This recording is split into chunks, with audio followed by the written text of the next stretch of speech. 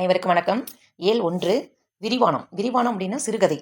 இதில் புயலிலே ஒரு தோணி அப்படின்ற ஒரு தலைப்பில் சிறுகதை ஒன்று கொடுத்துருக்காங்க முதல் இயலில். அதை பா. சிங்காரம் அப்படின்ற சிறுகதை ஆசிரியர் எழுதியிருக்காரு. அதை நுழையும் முன் கருத்தை பார்த்துட்டு சிறுகதையோட சுருக்கத்தை சொல்லிவிட்டு அதில் எது முக்கியமோ அது மட்டும் நான் போடுறேன் பாருங்கள். இயற்கையின் அசைவு சீற்றமாய் ஊழி தாண்டவமாக மாறுகையில் எதிர் நிற்க இயலாமல் தாம் தவிக்கிறோம். கடலில் கப்பலை சுருட்டிச் செல்ல எத்தனைக்கும் புயலின் பெருங்காட்சியை படம் பிடித்து காட்டுகிறது இக்கதை. புயலின் சீற்றத்தையும் அதன் வெறி ஆட்டத்தையும் கப்பலின் தத்தளிப்பையும் பயணிகளின் அச்சத்தையும் இந்நெடுங்கதையின் மொழி வீச்சு கண்முன் நிறுத்துகிறது. இந்த கதை வெளிப்படுத்தும் மொழியின் ஆற்றலை உணர்ந்து வியப்போம். அதாவது புயலிலே ஒரு தோணி அப்படின்பது, தோணினாவே நமக்கு தெரியும் படகு அப்படின்னு. புயல்னும் போது நமக்கு தலைப்பிலேயே தெரியுது. இந்த நுழைமுன் கருத்தை பார்க்கும்போது தெரியுது ஒரு புயல் சீற்றத்தில் கப்பலோ படகோ மாட்டிக்கிட்டு அது சம்பந்தமான கருத்து ஏதோ வெளிப்படுது இந்த கதையில் அப்படின்னு புரிஞ்சுக்கலாம். கதையினுடைய சுருக்கம் மட்டும் பார்த்துருவோம். புலம்பெயர்ந்த தமிழர்களில் இந்நூல் ஆசிரியரான பா. சிங்காரமும் ஒருவர். இவர் இந்தோனேசியாவில் இருந்தபோது 2ஆம் உலகப் போர் நிகழ்ந்தது. ஆசிரியரின் நேரடி அனுபவங்களோடு கற்பனையும் கலந்த கதைதான் புயலிலே ஒரு தோணி என்னும் புதினம். பாண்டியன் இப்புதினத்தின் கதைநாயகன். அவன் கடற்பயணத்தில் கண்ட காட்சிகளும் அதன் தொடர்ச்சியாக நடைபெறும் நிகழ்வுகளும் தான் இக்கதை பகுதி.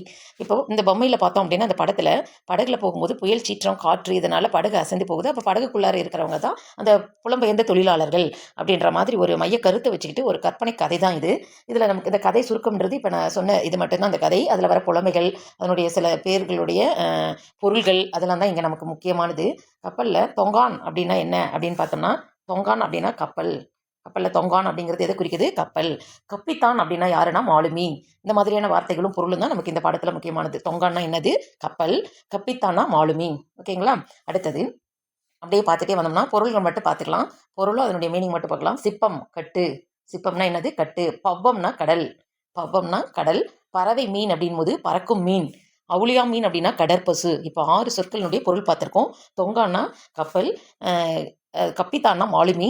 அடுத்தது பார்த்தோம்னா சிப்பம்னா கட்டு, பவ்வம்னா கடல், பறவை மீன் அப்படின்னா பறக்கும் மீன், அவுளியா மீன் அப்படிங்கிறது என்ன அப்படின்னா கடற்பசு. அவுளியா மீனுங்கிறது கடற்பசு. சரிங்களா? அடுத்தது பார்த்துட்டே வந்தோம்னா பிளவான் அப்படின்ற ஒரு வேர்டு இருக்குது. பிளவான் அப்படிங்கிறது என்ன? இந்த கதையில் புயலிலே ஒரு தோணியில் பிளவான் அப்படிங்கிறது எதை குறிக்குதுன்னா இந்தோனேசியாவில் இருக்கிற ஒரு இடத்தினுடைய பேரை குறிக்குது. சரிங்களா? இந்த கதையில் வந்து பார்த்தோம்னா இப்போ நான் சொன்ன சுருக்க கதை தான். அங்கே வந்து புயல் எப்படி வருது, காற்று என்ன பண்ணுது, அந்த கப்பலில் மக்கள்லாம் எப்படி தவிக்கிறாங்க, எப்படி போய் அந்த இந்தோனேஷியாவில் போய் சேர்றாங்க, 2ஆம் உலகப் போர்லேருந்து அங்கே போய் சேரும்போது அங்கே எப்படி போய் சேர்ந்து கஷ்டப்படுறாங்க அப்படின்றது தான் இந்த கதை. ஆனால் இதில் வர பாட கேள்விகள்லாம் பார்த்தோம்னா இப்போ நான் சொன்ன பொருள்களும் நூல் குறிப்பு ஆசிரியரை பற்றி தான் நமக்கு முக்கியமான இம்பார்ட்டன்ட்.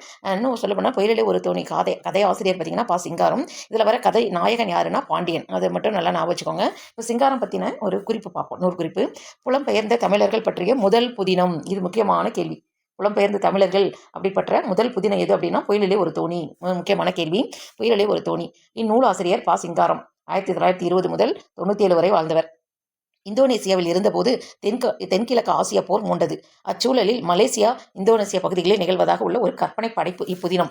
அதில் கடற்கூத்து என்னும் அத்தியாயத்தின் சுருக்கப்பட்ட பகுதி இங்கு பாடமாக வைக்கப்பட்டுள்ளது. சரிங்களா? எந்த அத்தியாயத்திலேருந்து வந்திருக்கு அப்படின்னு கேட்பாங்க. புயலிலே ஒரு தோணி கடற்கூத்து. சரிங்களா? கடற்கூத்து என்னும் அத்தியாயத்தில் சுருக்கப்பட்ட பகுதி தான் இங்கே வந்து நமக்கு பாடமாக வந்திருக்கு. அடுத்து பார்த்தோன்னா பா. சிங்காரம் சிவகங்கை மாவட்டம் சிங்கப்புணரியைச் சேர்ந்தவர். அதாவது அவர் பேர் சிங்காரம், சீல வருது. சிவகங்கை சி மாவட்டமும் வருது. சிங்கப்புணரி அப்படிங்கிறது ஒரு ஊர். ஈஸியாக ஞாபகம் வச்சுக்கலாம். அப்போ புயலிலே ஒரு தோணி ஆசிரியர் பா. சிங்காரம் சிவகங்கை மாவட்டம் சிங்கப்புணரியைச் சேர்ந்தவர். வேலைக்காக இந்தோனேசியா சென்றார். மீண்டும் இந்தியா வந்து தினத்தந்தி நாளிதழில் பணியாற்றினார். என்ன நாளிதழில் பணியாற்றினார்னா தினத்தந்தி நாளிதழ். சரிங்களா? அடுத்தது இவர் அன்றைய சூழலில் அவருடைய சேமிப்பான 7.5 லட்சம் ரூபாயை வந்து மாணவர்களின் கல்வி வளர்ச்சிக்காக வழங்கினார். புரியுதுங்களா? புயலிலே ஒரு தோணி கதையாசிரியர் பா. சிங்காரம் அவர் சம்பாதித்து வைத்த, அதாவது வெளிநாட்டுக்கு சம்பாதித்த பணத்தை 7.5 லட்சத்தை மாணவர்களின் கல்வி வளர்ச்சிக்காக வழங்கியிருக்காரு. சரிங்களா? இதில் எந்த கேள்வி வேணாலும் கேட்கலாம். புலம்பெயர்ந்த தமிழர்களின் பற்றிய முதல் புதினம் எதுனா நமக்கு என்ன சொல்லணும்? புயலிலே ஒரு தோணி. சிங்காரம் எந்த ஊரை சார்ந்தவர், எந்த கிராமத்தை சேர்ந்தவர்னு கேட்பாங்க. எந்த நாளிதழில் பணிபுரிஞ்சார்? தினத்தந்தி நாளிதழில் பணிபுரிஞ்சார். மாணவர்கள் வளர்ச்சி கல்விக்காக எவ்வளோ பணம் அளித்தார்? 7.5 லட்சம் பணம் கொடுத்தாருன்னு சொல்லலாம். ஒவ்வொரு இயல் முடிவுலையும் நமக்கு இந்த மாதிரி ஒரு பாக்ஸ் இருக்குங்க 10வது புத்தகத்தில். இதில் வந்து பார்த்தீங்கன்னா தொன்று தொட்டு இன்று வரை நின்று நிலவும் ஊர்களில் ஒன்று அப்படின்னு சொல்லியிருக்காங்க. அதாவது பழங்கால தொட்டு இன்று வரை ஏதோ ஒரு ஃபாலோ வந்துகிட்டே இருக்கிற ஒரு ஊர் வருது, சிறப்பான ஊர்களை பற்றி கொடுத்துருப்பாங்க. முன் தோன்றிய மூத்தக்குடி அப்படின்ற தலைப்பில் ஒரு 4 லைன் கொடுத்துட்டு அந்த பாடல் வரிகள் எந்த பாடலில் வந்திருக்கு அப்படின்னு சொல்லி கொடுத்துருப்பாங்க. கொடுத்துருக்காங்க. அதுதான் பாரு, வாழையும் கமுகும் தாழ்குழலை தெங்கும் மாவும் பலாவும் சூழெடுத்து ஓங்கிய தென்னவன் சிறுமலை திகழ்ந்து தோன்றும் அப்படின்னு சொல்லியிருக்காங்க. வாழை, கமுகுனா பாக்கு, தாழ்குலை, பலா, மா இதெல்லாம் மரங்கள், அதாவது விவசாய நிலத்தை சொல்லுது. அது தென்னவன் தென் சைடு இருக்கான் இந்த ஒரு என்ன ஒரு சிறுமலை. அந்த இது பார்த்தோம்னா விவசாய நிலம், காடு, நல்ல மரங்கள் இருக்கிற மாதிரி இருக்குது. அது எங்கே வந்திருக்கு, எந்த பாடல் வந்திருக்குன்னு கீழே கொடுத்துருக்காங்க பாருங்கள். சிலப்பதிகாரம் காடு கான் காதை, சிலப்பதிகாரம் காடு கான் காதையில் இந்த வரிகள் வந்திருக்கான். அடுத்தது இங்கே பாக்ஸில் கொடுத்துருக்காங்க பாருங்கள். சிலப்பதிகாரம் குறிப்பிடும் ஊர் அது எங்கே இருக்குது என்ன அப்படின்னு பார்த்தோம்னா என்ன இருக்குது, திண்டுக்கல் மாவட்டம். திண்டுக்கல் மாவட்டத்தில் என்ன ஊரில் இருக்குது, சிறுமலை அப்படின்ற ஊரில் இருக்குது. இந்த வரிகள் கொடுத்துட்டு ஆப்ஷனில் என்ன பாடலில் வந்திருக்குன்னு கேட்கலாம், எந்த மாவட்டத்தில் வந்திருக்குன்னு கேட்கலாம், சரிங்களா, எந்த காதையில் இருக்குன்னு கேட்கலாம். அதனால் இந்த வரிகள் ரொம்ப முக்கியமானது, இதையும் கவனித்து பார்த்துக்கணும். இதில் இன்னொரு சின்ன தகவல் என்ன இருக்குது அப்படின்னா, இங்கே பார்த்தீங்கன்னா கொடிகள் இருக்குது பாருங்கள். இங்கே கொடிகள் இருக்குது. இந்த கொடிகள் என்ன எதை குறிக்குதுன்னு நமக்கு தெரியணும். நம்ம தமிழ்நாட்டை ஆண்டவர்கள் யார் அப்படின்னா மூவேந்தர்கள் நமக்கு தெரியும். மூவேந்தர்கள் இல்லைங்களா, யார் யார், சேர சோழ பாண்டியர். சேரர்களுக்கான கொடி வில் கொடி, சோழர்களுக்கான கொடி புலி, பாண்டியர்களுக்கான கொடி பார்த்தீங்கன்னா மீன். இதுவும் இதுக்கான கேள்வியாக நம்ம தெரிஞ்சு வச்சுக்கணும். இது ஆல்ரெடி எல்லாருக்குமே தெரியும், இருந்தாலும் இனி தெரிஞ்சு வச்சுக்கோங்க. ஓகேங்களா, இந்த மாதிரி வரி வரியாக படிச்சுட்டு நம்ம திறமையாக நல்ல ரிவிஷன் பண்ணி வச்சுருந்தா தான் நம்மளால் போட்டித் தேர்வில் வின் பண்ண முடியும். அதனால் அனைவரும் நன்றாக படித்து வெற்றி பெறுமாறு